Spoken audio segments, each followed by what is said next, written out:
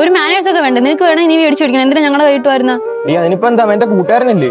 കൂട്ടുകാരനല്ലേ, അല്ല ബന്ധുക്കളൊന്നും അല്ലല്ലോ. ബന്ധുക്കളെ എന്തെങ്കിലും ആവശ്യം വന്നാൽ ഉപയോഗിക്കില്ല, കൂട്ടുകാരായിരിക്കില്ല.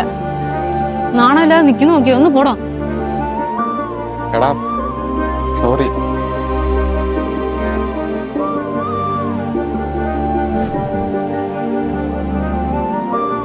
എടി അമ്മയുടെ സർജറിക്കുള്ള ക്യാഷ് ഒന്നും റെഡി ആയില്ലല്ലോ.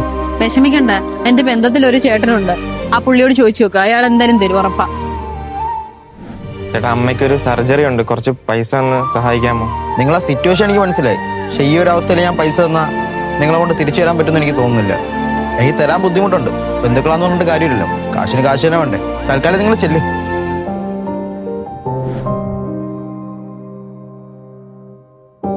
എന്താ മൊത്തൊരു ടെൻഷൻ? ഒന്നുകൂടെ അമ്മയ്ക്കൊരു ഓപ്പറേഷൻ ഉണ്ടായിരുന്നു, കുറച്ച് പൈസയുടെ അത്യാവശ്യം ഉണ്ടായിരുന്നു. ലാസ്റ്റുള്ള ഒരു ഹോപ്പ് ഇവളുടെ ചേട്ടനായിരുന്നു, അയാളും കൈ ഒഴിഞ്ഞു. അല്ല എത്ര വേണ്ടേ? ഇല്ല അത് കുഴപ്പമില്ല, ഞാൻ എന്തെങ്കിലും ചെയ്തോളാം. എടാ നീ ഒരു കാര്യം ചെയ്യ്, ഞാൻ വണ്ടി എടുക്കാൻ വേണ്ടി കുറച്ച് പൈസ അറേഞ്ച് ചെയ്ത് വെച്ചിട്ടുണ്ടായിരുന്നു, അത് തരാം, കാര്യം നടക്കട്ടെ. എടാ അതൊന്നും വേണ്ട, നീ കുറെ നാളായിട്ട് കൂട്ടി ചെയ്യുന്നില്ലേ? എടാ വണ്ടി നമുക്ക് എപ്പോ വേണമെങ്കിലും എടുക്കാമല്ലോ. പക്ഷെ അമ്മയുടെ കാര്യം എങ്ങനെ അല്ലല്ലോ. പൈസ ഞാൻ തരാം, ഹോസ്പിറ്റൽ കേസ് നടക്കട്ടെ.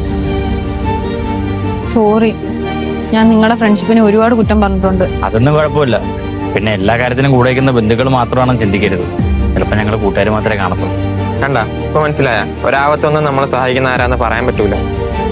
അതെനിക്കിപ്പോ മനസ്സിലായി.